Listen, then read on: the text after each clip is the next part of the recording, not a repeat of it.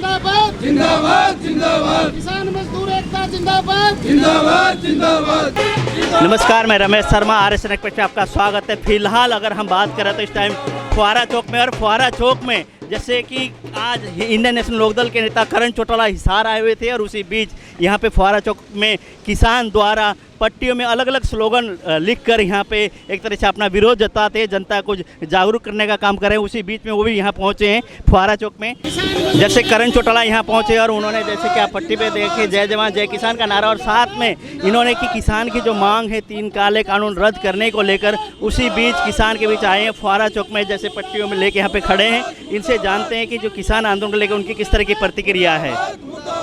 चलो, किसान एकता जिंदाबाद दुष्यंत चौटाला दुष्यंत चौटाला खट्टर सरकार मोदी सरकार।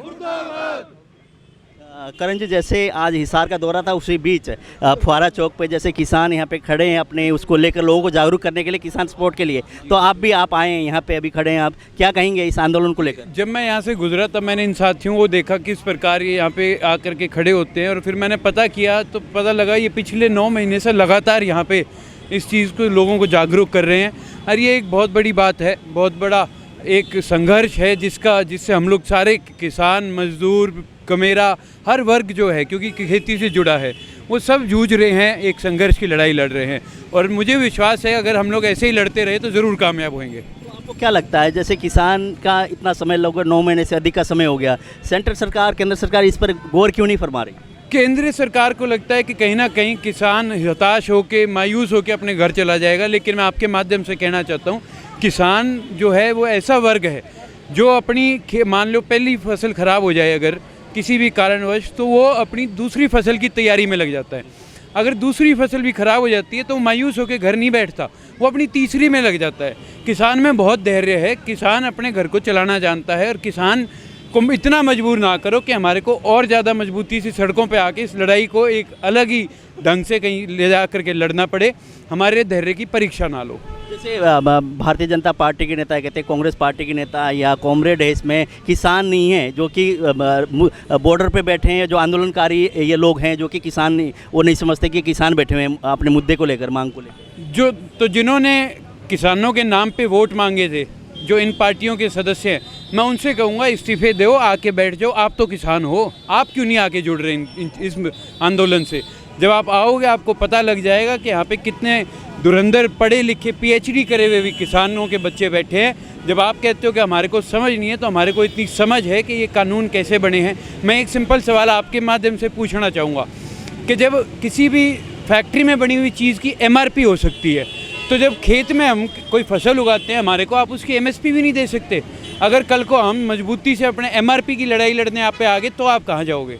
जैसे पिछले दिनों अभय सिंह चौटाला ने किसान की बात मानी, इस्तीफा दे के किसान के बीच हुए छोटी सी घटनाक्रम हुआ, जैसे खटखट टोल प्लाजा की बात करें, अभी क्या आपके दिल में कोई मलाल है इस चीज़ को लेकर जो विरोध हुआ था? जी बिल्कुल नहीं, क्योंकि वो किसानों ने नहीं करा था, वो कुछ ऐसे चंद लोग थे जो कभी कांग्रेस की गोद में भी खेल रहे हैं, कभी जजपा की गोद में भी खेल रहे हैं, और सरकार की गोद में खेल रहे हैं।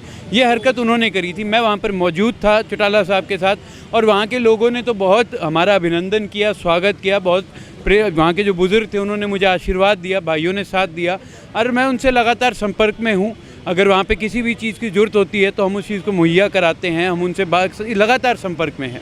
सर, अक्सर ऐसे कई टोलों पर ये भी कहा जाता है कि ये इनेलो पार्टी का राजनीतिक दांवपेच था, उन लोगों को जवाब क्या देना चाहिए? मैं उनको यही जवाब दूंगा, अगर आप में इतनी अकल होती तो ये राजनीतिक दांवपेच आप आके खेल लेते। ये सिर्फ कहने की बातें हैं, करनी और कथनी में फ़र्क होता है। इस्तीफ़ा देना और एक इतना बड़ा योगदान, इतना बड़ा वो करना, इस्तीफ़ा दे करके जनता के बीच में जाना, ये आसान काम नहीं है। और अगर उनमें दम होता तो वो कर लेते, वो इसका राजनीतिक फ़ायदा उठा सकते थे। क्या उनमें इतनी अकल नहीं है? अभी जैसे फुहारा चौक में हम थे, हमने करण चौटाला से बातचीत भी की, उनका कि जैसे वो जा रहे थे यहाँ से तो इन्होंने देख लिया यहाँ पे किसान खड़े हैं, उन्हीं बीच आके किसान को समर्थन देने का काम किया है। लेकिन कुल मिला के अगर बात करें तो पिछले दिनों जो भी घटनाक्रम हुआ उस पर भी उन्होंने कहा हमें कोई समस्या नहीं है, कि हमारे दिल में कोई ऐसी बात नहीं है। लेकिन जो लोग भी विरोध कर रहे थे चौटाला साहब का, वो लोग कांग्रेस थे या अन्य पार्टियों के थे, उस चीज़ को इन्होंने कहकर उस चीज़ को बातों को विराम दे दिया।